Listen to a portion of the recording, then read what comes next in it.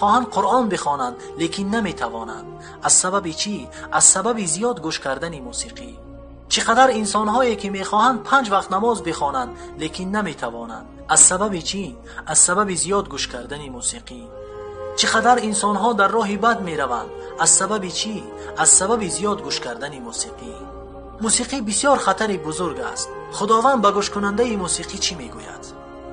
به این آیه توجه کنید. و من الناس من یشتری لهو الحدیث.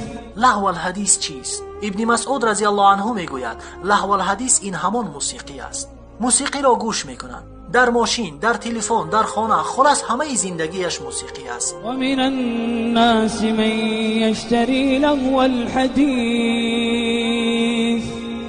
لیضل عن سبیل الله بغیر علم و یتخذها هزوا